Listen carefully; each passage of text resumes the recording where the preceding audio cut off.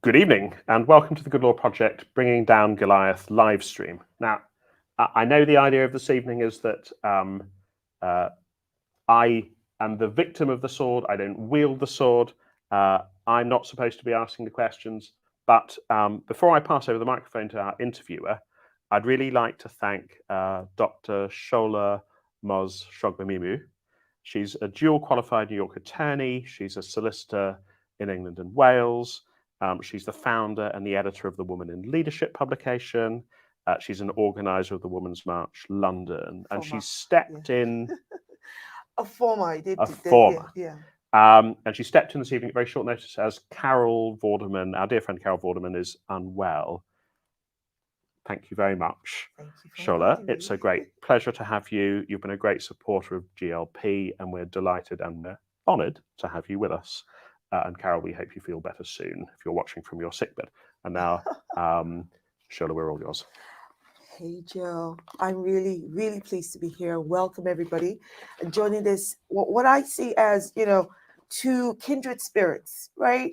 Having a real conversation about the source and what has inspired you to write this book. Now, let me first of all start with this. There's something you said you wrote in the beginning, in your introduction, where you describe the law as a slingshot, just as David used the stone with a slingshot to bring down Goliath. Can you just expand on that just for a second? Why I find it absolutely right that people's voices can see that the law can be used to hold Goliath.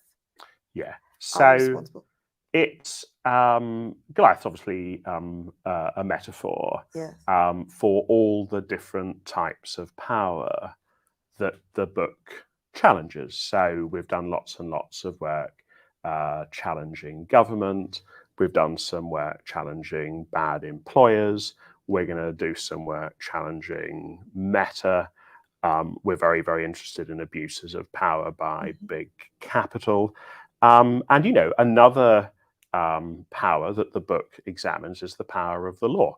And so obviously the stories that lawyers talk about, the stories that lawyers tell about what the law is and what the law does, is that it's a great leveler. It is the slingshot. And, a good bit of the book is devoted to the work that Good Law Project has done, holding to power to account using the law. But also the law itself can be another source of power. It can be very hegemonic. It can support existing power structures. It can use power to subordinate those who haven't got it. So yesterday, for example, we won a case involving a woman called Nina Creswell. She was the victim of a sexual assault, unable to get the police to take things seriously.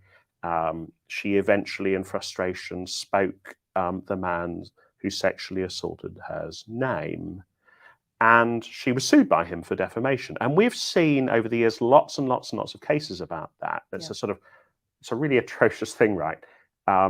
You're raped, you're sexually assaulted, no one seems to care, and you say publicly, this is the man who did it, and then you're sued by him, another atrocity. And then often you're forced to apologize to your rapist as the only way in which you can stop him wielding the law to oppress the victim. And Good Law Project got involved in that case, and we funded Nina Creswell to defend that defamation case. And the judge found yesterday that she is what she says she is. She is the victim of a horrific sexual assault. But I guess the point that I'm trying to make is that the law is not always a tool for kind of ethical leveling up. Sometimes it's a weapon that only the wealthy can wield to subordinate, to push down those who do not have money and do not have power. And is this what inspired you to write the book, to bridge that gap because of the different kinds of injustices that are out there, where clearly those who have perverted the law, those who are being punished, even though they've already been punished by the justice that they've been served, they're getting there's no support anywhere else. Because from what I know of the Good Law Project, you support various causes. It's not just one thing. It's not just holding the government to account. You're helping individuals as well. So is this what inspired you to sit down and go, you know what? I need to put pen to paper. I need to address all of these issues somewhere where somebody can go get a book and they can be educated on it. Yeah. So the book begins with a quote from Bell Hooks. And the Bell Hooks quote is, what we allow the mark of our suffering to become is in our own hands. We get to choose what we make of the traumas that many of us have experienced. And the book talks about the traumas that I experienced. I was thrown out of the family home when I was a young teenager. I lived with two men, both of whom had sexual designs on me, much older men in their 40s. I shared the bed of one of them. It was a very, very difficult period in my life. And what I really remember about that period and what I try to take forward, what I seek the mark of that suffering to become in my hands, is a voice for those who do not have power. Right. And fundamentally, that's the single thing that guides the work that I do. It's who does not have a voice, who is being ignored. You know, whether it's the Black community, which is so often stopped and brutalized by the Metropolitan Police and no doubt every other police force in the country, whether it's children in care who are shipped off to some cheaper part of the country where they're preyed upon by sex traffickers. That's for me the guiding force. You know, nobody wants my life, right? I had a really nice life. I was a tax lawyer. I was in the public eye. I was earning a lot of money. Everyone left me alone. I could go on expensive skiing holidays.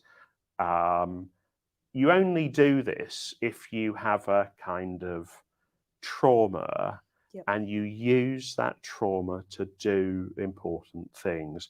You assert the power that it gives you, and you try to use it for good. And that's why the first section of the book begins with that kind of backstory. Everyone assumes, like, I've got a voice like mine. I come from a posh family. In fact, my mum grew up in Essex. I'm the first member of the family to go to university. I'm kind of pretty genuinely self-made. But the key thing is not what social class I was. The key thing is this trauma and my desire to use it for good. And this formed the foundation of starting the Good Law Project. You used your own personal experiences, from what I'm hearing, and that is what motivated you, triggered you into doing something bigger that would help other people. Am I right? Yeah, absolutely. It left me wondering through the sort of 15 odd years during which I worked as a tax lawyer, what I was doing with my life, really, why I was doing this stuff that I wasn't terribly engaged by. I've never been especially motivated by money. I think I stayed because I knew that if I left before I became a Silk, now a King's Counsel, I would feel like a failure. But when I got Silk, I was like, I was just out the door, right? Because I wanted to do something more important with my life than get old and fat and rich. Okay, so which one are you now? Because you're not fat. I'm old, and you know, I'm reasonably comfortable. It's fair to say. Yeah. So I guess the thing that I'm not is I'm not fat. The others I'm kind of you made all those arguable. lists. I'm like, okay, tick tick. Oh no, I don't see that one. Boring. Okay, that's the other thing that I would have gotten. I don't think I'm boring now. No, but not all lawyers are boring. I'm a lawyer too, so I'm like, Indeed. But I hear you. And so, what would you say in the time that you founded the Good Law Project? Would you say has been some of the things that the Good Law Project has done that you're most proud of? Yeah. I talk about this in the book, actually. And, you know, we've had some kind of amazing legal successes. So we began the prorogation case, and that succeeded. Thank and God we for took that, on the government. It was a pretty extraordinary time, right? Yeah.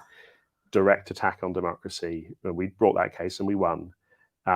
We brought a case that involved us beating the UK government, beating the EU Council, beating the EU Commission before a court of like 32 judges. Good. All of the member states who disagreed with us, and we won that. That was, looked at through a legal lens, the most striking legal success we've had. But the stuff that resonates for me actually isn't any of that. The stuff that resonates for me is when people come up to me on the street and they say, thank you for giving them a voice, for creating space into which they can move. And I was chatting earlier today with a lawyer, a young lawyer, who said, look, a lot of us find your work really inspiring because you're showing us, despite what the profession says, that there is another way to live your life as a lawyer. You can actually use your professional training, you can use your skills, you can do good, you can take risks, and you're creating space for me and my friends to do that stuff. And that gets me in a different place to the place that the legal successes get me. And I think that is absolutely right, because I'll be perfectly honest, as one of those that I'm silently screaming half the time with a lot of the mess that our government does. So when you won the prorogation case, I was like, thank God, because we need that slingshot. Yeah. And for me, the Good Law Project represents that, because not everybody can get it together, to get a team together, legal team together, to get all of the know-how together, to have the funds. And I understand that Good Law Project is also funded by members of the public, but to be able to channel that energy and the knowledge and skills to hold people in the government to account, which is so important. Yeah, that's totally right. So we're kind of remarkable in that substantially none of our funding comes from big funders. It's like less than 10% of our money. We have literally tens of thousands. We have more than 30,000 people who give us money every month with the direct debit. We get people who give us sums on a one-off basis. And what that funding from lots and lots of kind of regular, ordinary people means is that this powerful tool, the law, can be picked up and wielded in the interests of those who are not wealthy. It doesn't become a weapon in the cupboard of the haves. It becomes something that also gets to be wielded by the have-nots. That's what crowdfunding is, right? It's the sort of sharing of legal power. And I want to say, because it's really important, I talk about this in the book, that the attitude that some in the judiciary have to crowdfunded cases, that Good Law Project has no standing to bring those cases, it's really appalling. So, some time ago, Jacob Rees-Mogg's dad brought a case. He was then, I think, the editor of the Times. Maybe he just retired as editor of the Times. He brought a case challenging the Maastricht Treaty, and the court said Lord Rees-Mogg has a sincere interest in constitutional affairs, and so he has standing. They say, we haven't got standing. We're funded by tens of thousands of people who have a sincere interest in the cases we bring, sincere enough for them to fund it. And it feels to me like a kind of an illustration of what I described earlier, the kind of hegemonic quality of the law, that in ways that it doesn't like to talk about in public, it is sometimes a force that holds power to the haves and looks down its nose at the have-nots. And it's really, really important to me that people don't just accept the fables that the law tells about itself, because those fables are self-serving. They're not always true. The law should do what lawyers say the law does, but very often the law does not do it. And those are the themes that are really important to me, that became more and more important to me actually as I was articulating them when I was writing the book. But particularly those who are empowered to enforce the law, so be it the police, the judges, the fact that there's an imbalance of power in how they enforce the law is actually a reflection of our society.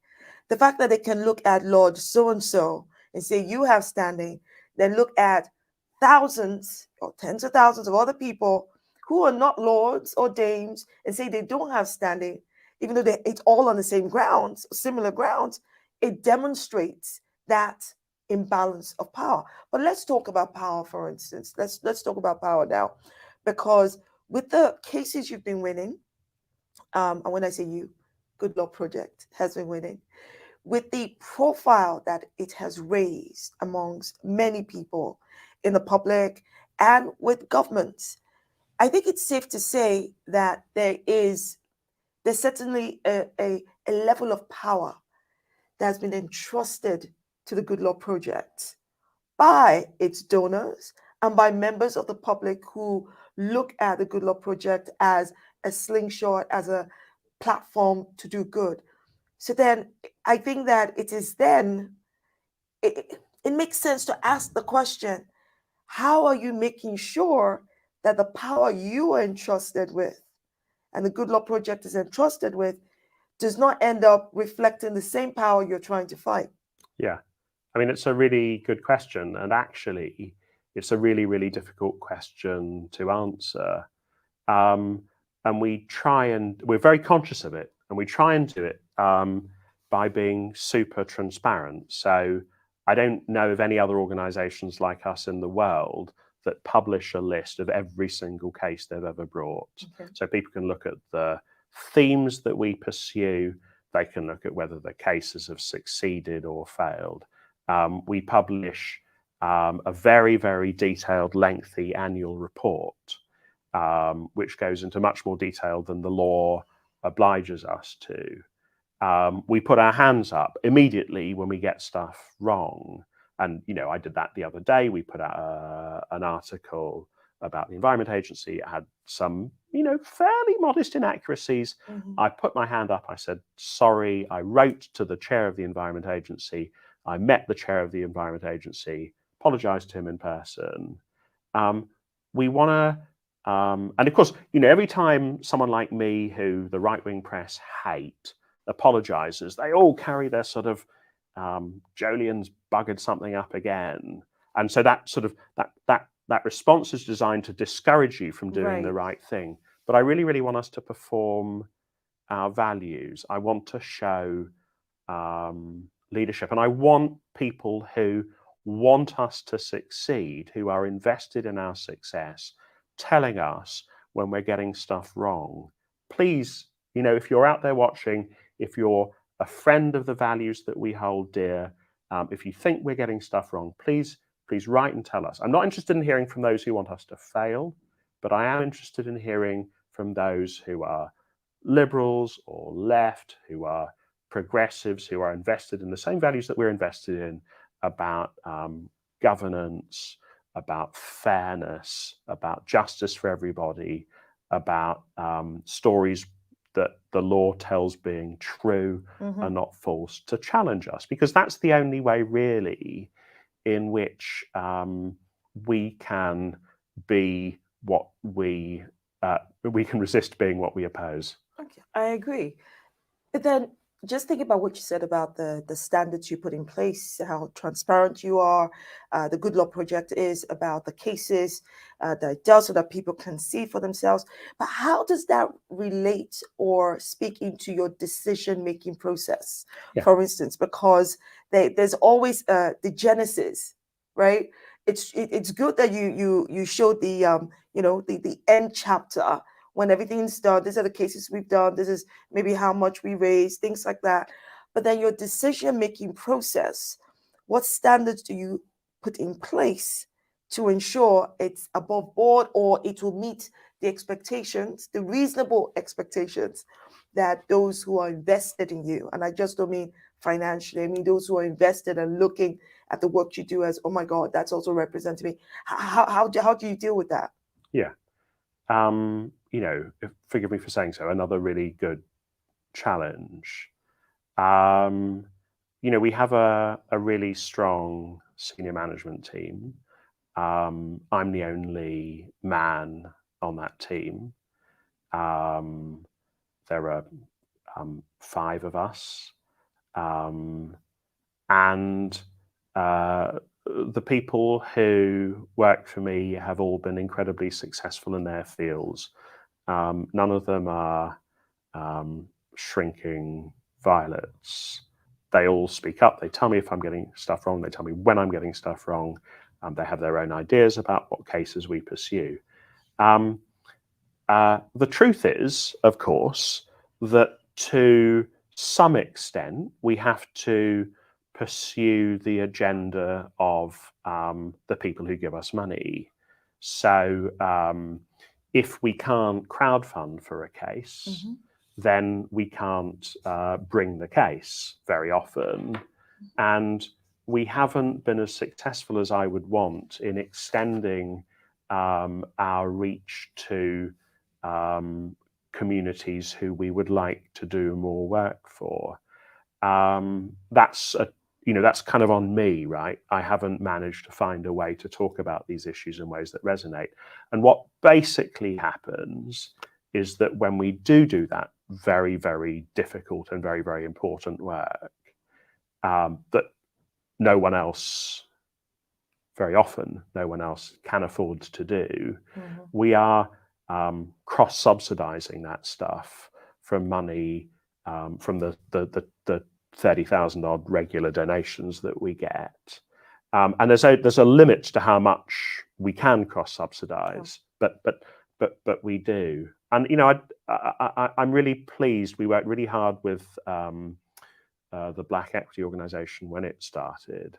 We're very, very invested in those who work in fields related to ours in their success. We want to be, so campaigners talk about being movement generous, and we try to perform that as well. We celebrate the successes, even of people whose projects we don't always agree with. So lots of people, the Centre for Women's Justice is a very good example, an organization that has lots of gender critical people in it, but which also does extraordinary and really, really valuable work defending the rights of women. And we celebrate their successes. And there are organizations, I don't want to name names because that would be unfair, who have been very critical of us and of me, but still do really, really important work. And again, if you look at my Twitter feed, you'll see me pushing people towards them. I talked about this already, right? I talked about the stuff that resonates for me being those times when people say to me that they've found some leadership in the work that I do, that I've created space for them to be a little bit better. Yep. And that's what really motivates me. So, it's a battle, right? You have to fight against your worst instincts in order to be better, in order to be what you want to be. But that's the battle that I fight. Okay, well, let's talk about, we talked about people who find you inspiring, who are grateful for the space you've created, and you're trying to meet expectations, reasonable expectations, because you're only human, and the Good Law Project is doing a lot of good work, right? Now let's talk about those who are not so enamored with you, because anyone picking those up, people do exist. I think I read about something. I mean, bearing in mind that anyone who picks up your book, Bringing Down Goliath, a lot of people who pick up this book would be because they know you, they follow your work, they want to support you. Some would want to read your book and go, okay, what is it about? You've got, an excellent wording from James O'Brien in here. It says inspiring and illuminating. But you've also had some interesting reviews from those who've read it, and they've had alternative thoughts to illuminating and inspiring. Tell me what you feel about that. How are you responding to that? So, yeah, there have been some astonishingly hostile reviews in the Times, in Unheard, in the Spectator, in the They Daily all seem to have Mail. a familiar trend and pattern. The names you're mentioning, Spectator, Time, they seem to be on a certain side of That's right, review. and they're and what they're saying fundamentally. I mean, you say that these people have read the book and then published reviews. I don't believe they've read the book, right? These people, I think all of them, not A.N. Wilson, but everyone else who has reviewed the book. If you look at their social media feeds, right, there's a whole long history of them launching really, really vigorous, sometimes dishonest attacks on me personally. And the reasons they were asked to write those reviews are because the organs for which they were writing have an agenda. And they have that agenda because they don't like the challenge that we provide. They don't like that that we've set ourselves up in a way in which we're not, there's no one funder who they can get at who can kill us by turning off the funding tap. They don't like that we speak very clearly about diagnosis of what's going wrong. They don't like that we're not a charity, so they can't bully the Charity Commission into having a crack at us. They don't like the challenge, and what you're reading has got nothing to do with the book. Okay, well, let's be fair. Let us be fair and imagine for a second that they did read the book and that their negative review is their honest feedback in terms of not agreeing with what you've written, not agreeing with your purpose, not agreeing with your vision, not liking anything you've done, and that they just find that this is a load of, woke, centered, what's that other word they like to use? Virtue signaling stuff. Now, from that perspective, what can you do about that? Well, the trick is actually not to care. And I think this is what people tend not to understand about me and about Good Law Project. It's that I'll very happily step into a ring with somebody much more powerful than I am, knowing that they will take huge lumps out of me, knowing that it will be very painful for me, very damaging to me. But I step into the ring with them because fundamentally I don't matter. I don't hold institutional power in this country. I don't run, a horrible newspaper like the Times or Rothermere's Mail. I just run this kind of small organization called Good Law Project. So if they damage me, I don't matter. It doesn't really matter. But if I can take, whilst they're taking lumps out of me, if I can take a small bite out of them, if I can achieve some little change to these super powerful organizations that I think are driving the country into a ravine, then that's meaningful. And that's all we can do. You have to make your peace with it, right? You just have to make your peace with it. And if you can make your peace with it, it's really powerful. So I've been in the news a lot the last few weeks. The Mail has carried 5 pages now, I think 5 pages, on this declaration that a number of us lawyers signed, the Lawyers Are Responsible Declaration about climate change. And those pieces were incredibly hostile. But because although I really dislike the Mail's politics, they do have good journalists working there, they also carried my message. Now, they had 5 pieces about this declaration because they saw it as being an opportunity to go after me. If I can be zen with that, it's powerful because then I can get this message about the catastrophe that is climate change and the need for us to interrogate those lawyers who are bringing new fossil fuel projects into existence, like we interrogate bankers who are bringing new fossil fuel projects into existence, who get plenty interrogated. If I can be zen with those attacks, I get those messages into the field of vision of readers of the Mail, and that is a powerful thing. But you just have to accept that they're going to hate you, they're going to come after you. You just have to learn to be all right with it. Turn a negative into a positive. I think that is what is important. You're absolutely right about being zen, knowing fully well this is all you can expect from them. The hit pieces, the fact that they don't like what you do or say what I do, but to think about the fact that they're still going to take your work and your message out there. So maybe one way or the other, 1 or 10 of their readers will go, oh, actually it makes sense on this climate crisis issue. Maybe I should also be part of this cause.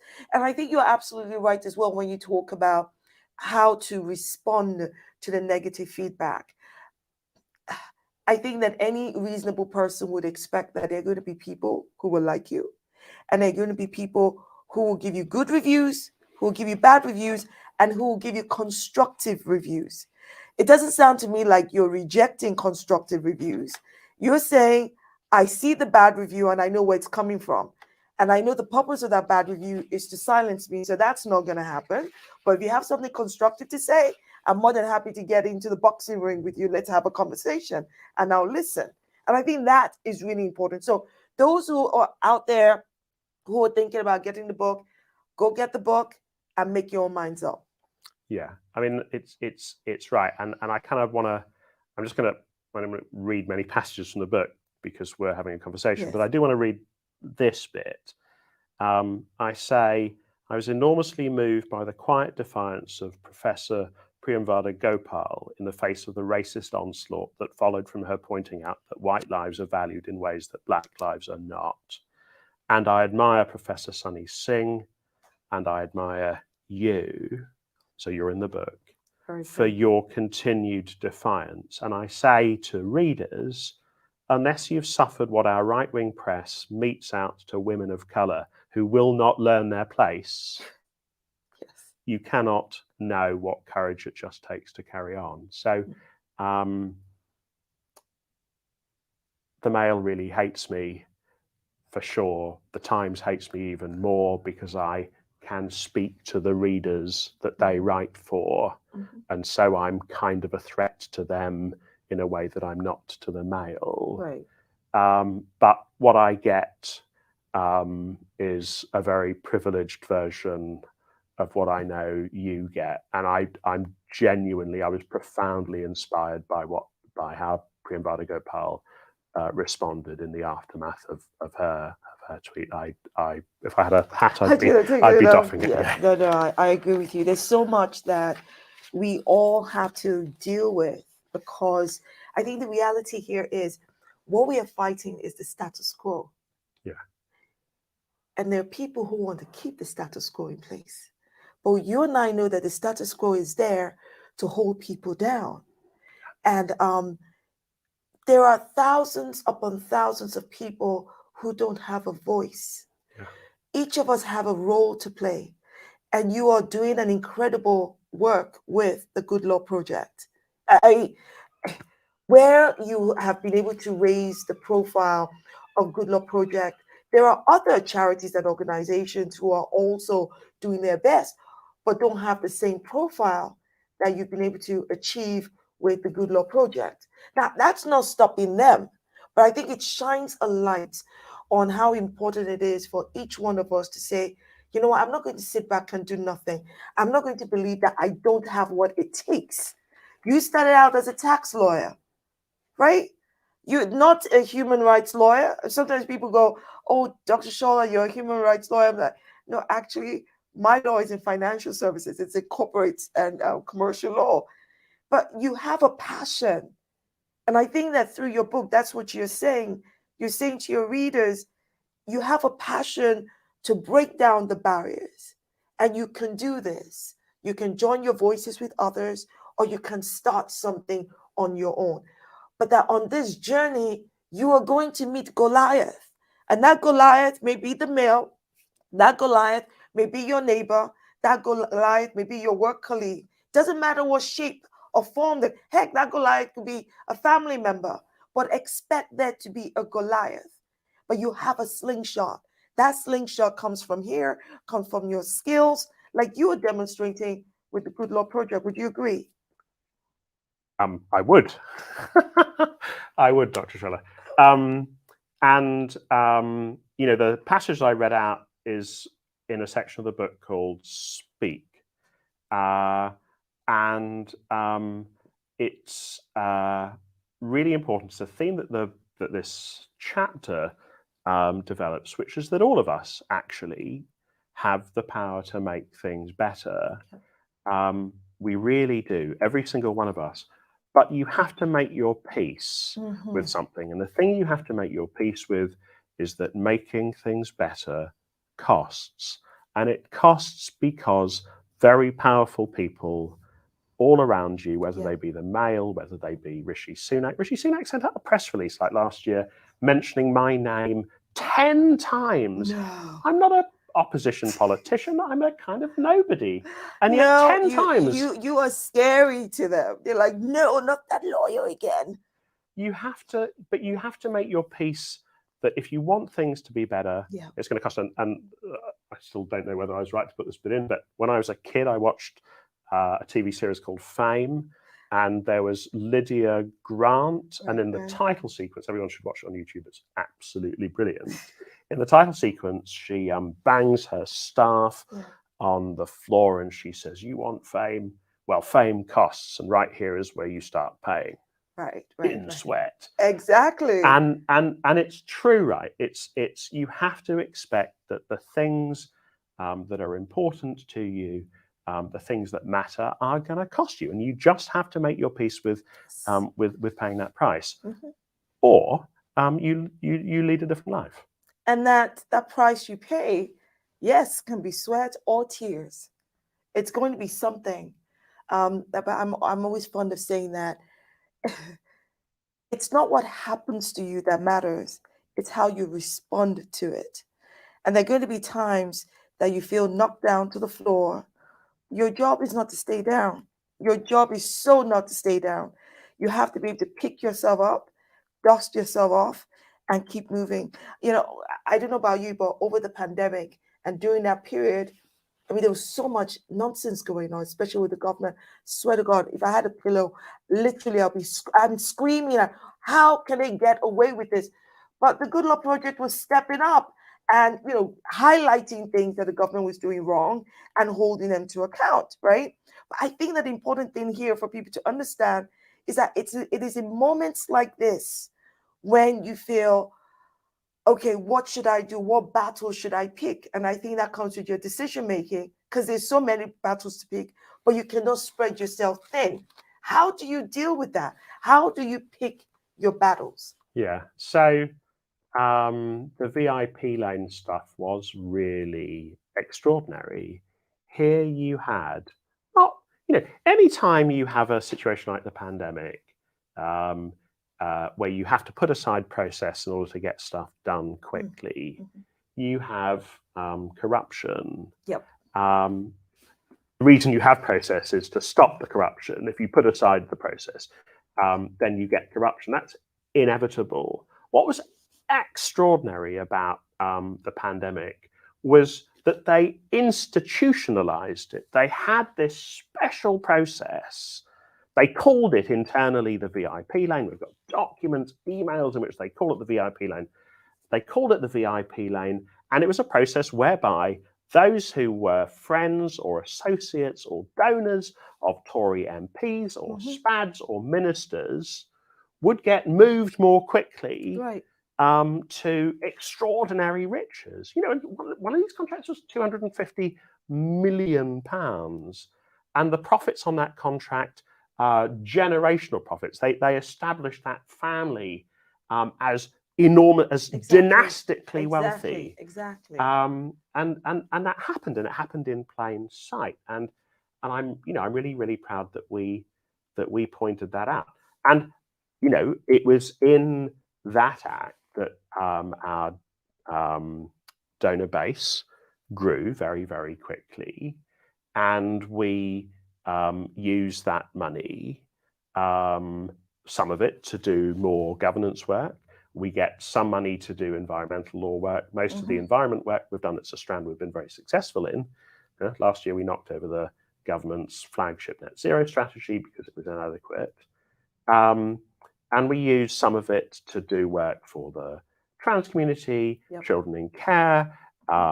Nina Creswell's case, there's, as every woman who is watching this live stream will have a list of appalling acts of violence or sexual violence done to her by men. You will carry a trauma.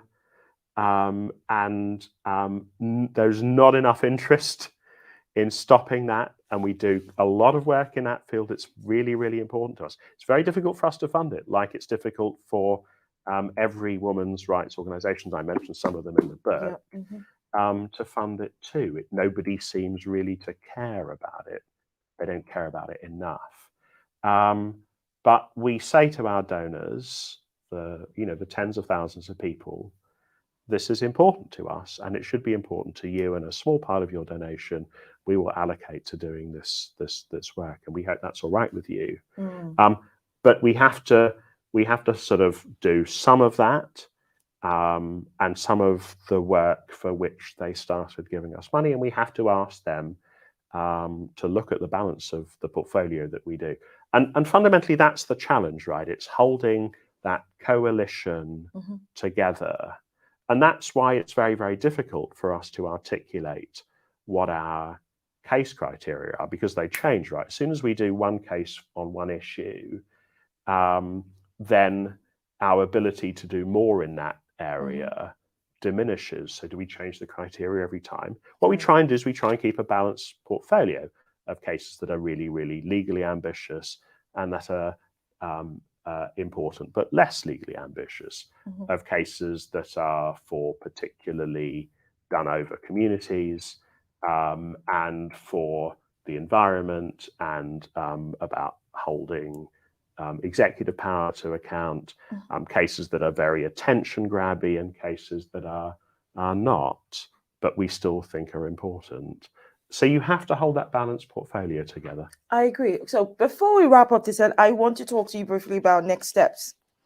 The next steps for you, the next steps for Good Law Project. I particularly would be interested to know whether you start to take up, you talked now, you just mentioned about cases that are challenging, right?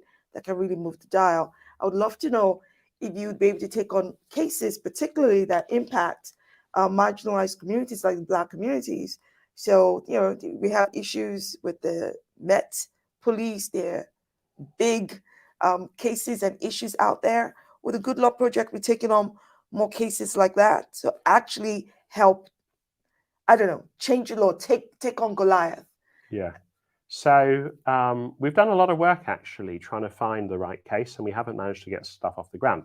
So we worked a lot with a campaigner called Patrick Vernon, trying to find a way to tackle the racist propensity to hold Black men in mental health institutes, in basically prisons for long periods of time. And what's fundamentally being articulated by that practice is this idea of a big, powerful, dangerous Black man. And we spent a lot of a horrible stereotype. We spent a lot of, and you see that stereotype expressed every time you get 8 white police officers. And I saw you tweeting the other day actually about police officers putting their necks, their knees on the neck of some Black kid. And this stuff happens all the time. And we worked with someone whose daughter, a young child, was stripped naked in school. This adultification of Black kids. And we worked very, very long and hard to try and find a way to tackle the completely inadequate Windrush compensation scheme. So the stuff that you see us doing, we haven't really talked about any of that stuff because none of it we were able quite to make work. The stuff you see us doing is a small fraction of the stuff that we're working on in the background, but we are going through a board recruitment process. You will see us having a much more color diverse board. We are too white. And I hope that with that greater diversity in the board, you will see a greater understanding of how we can tackle these legal issues, because your challenge is a good one. Yeah, and a more diverse portfolio. It should feed through to the work that we do, which is what matters. Excellent. So now, as I put on my glasses, we are going to hear from the audience. Excellent, excellent. Okay, let's take on question. Are you ready, Joe? Let's see. Let's take on question one. Now, this is from this audience. Well, this question comes from Tessa. Hello, Tessa.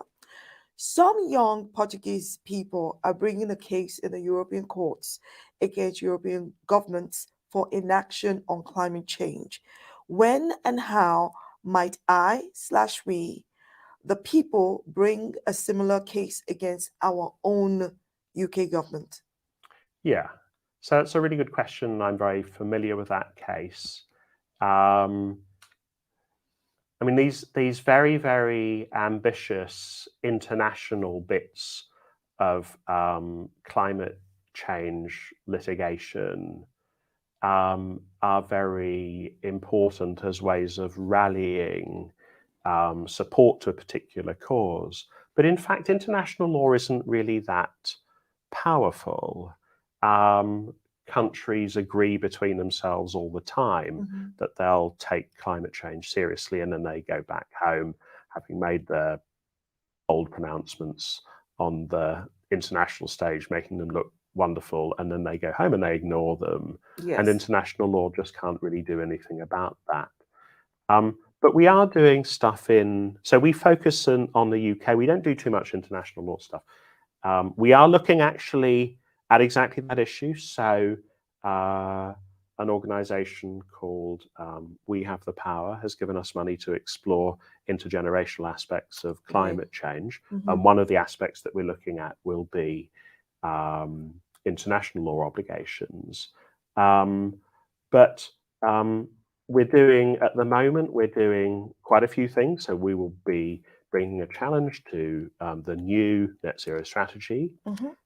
We are arguing with friends of ours that there is a doctrine that used to exist in the English common law called the public trust doctrine. The public trust doctrine says that natural assets, the environment, have to be held in trust for future generations. You can't just burn them now. That's unlawful. So we're trying to bring that public trust doctrine back into life, and of course that would have very profound implications across all areas of environmental protection.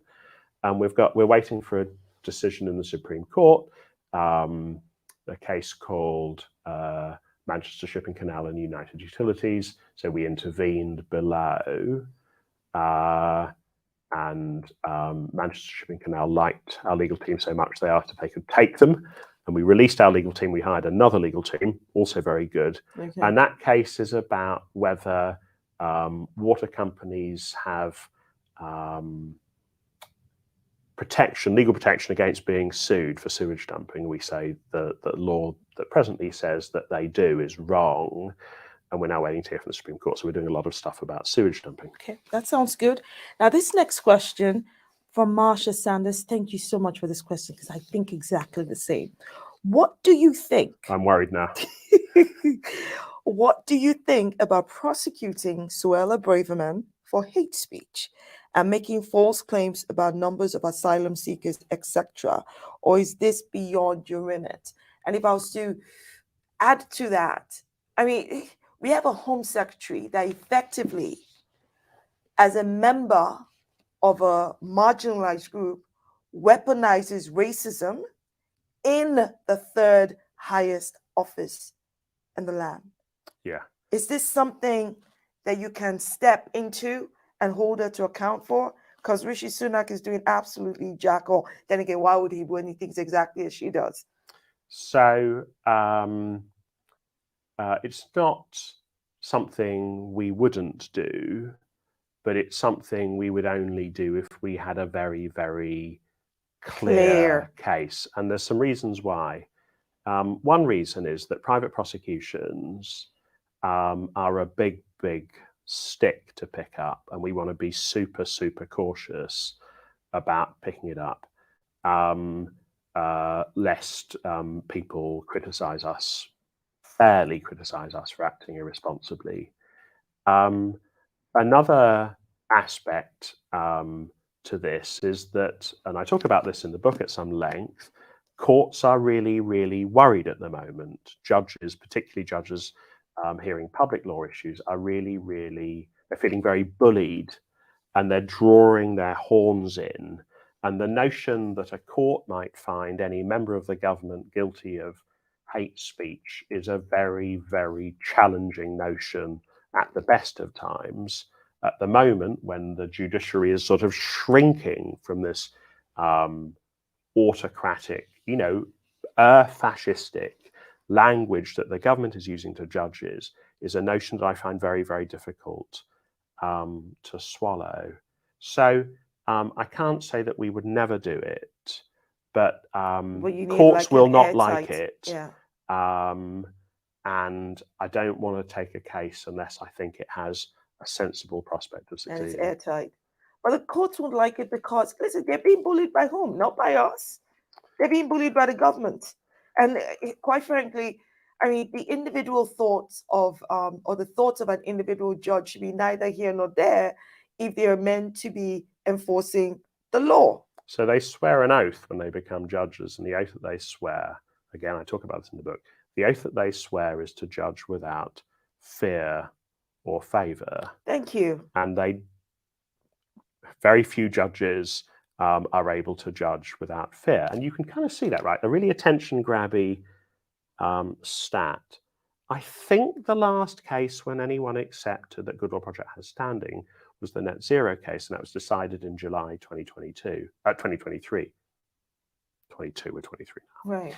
In August last year, so a month after we got the decision in that case, Rishi Sunak said that unless judges clamped down on Good Law Project standing, and I've said this already, mentioned me by name 10 times, Rishi Sunak said unless judges clamped down on Good Law Project standing, he would change the law to stop us having standing. And since then, I do not think there is a single case in which a court has accepted that Good Law Project has standing, right? And that, to me, is, that's a failing of the courts. Correlation isn't always causation, but there's a pretty striking correlation there. And I look, I'm not really interested in identifying the extent to which the courts are at fault, right? You might well be the judge who I talk about in the book as being the person who is telling their confidants that claimants are going to lose a lot of cases because judges need to conserve their power for another direct attack on democracy like the prorogation case. I don't want to tell that judge that judge is getting it wrong. Yeah. It's an assessment for them. The wrong thing really is that we don't have a constitution that protects judges, and that we don't have a government that cares about the rule of law.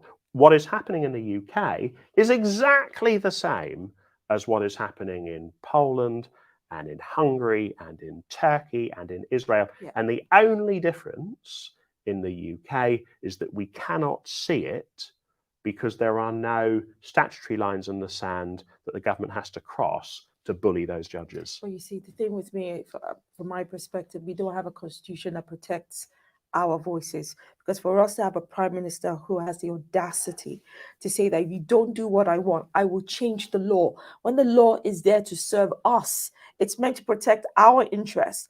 It means that when we act in a collective voice, the courts are saying we don't have standing. It's a collective voice. You are the vehicle. The Good Law Project is the vehicle of the collective voice. And it's saying to us, and Rishi Sunak is saying to us, you don't have standing to hold us to account. Heck yes, we do.